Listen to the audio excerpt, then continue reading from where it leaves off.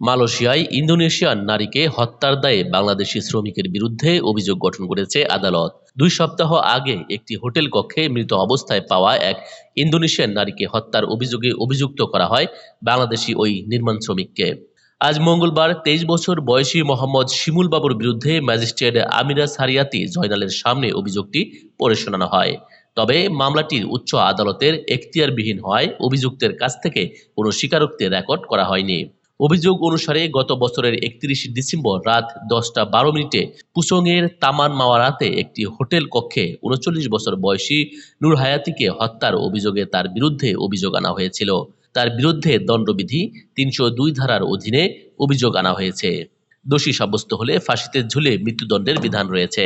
এদিকে গত 3 জানুয়ারি বিকেল 4টা 30 মিনিটে শেরডাং জেলা পুলিশ সদর দপ্তরের অপরাধ তদন্ত অফিসে বৈধ ভ্রমণ নথি ছাড়া মালয়েশিয়ায় প্রবেশের অভিযোগে ওই বাংলাদেশি নিজেকে নির্দোষ দাবি করেছেন। News desk, ITV Bangla.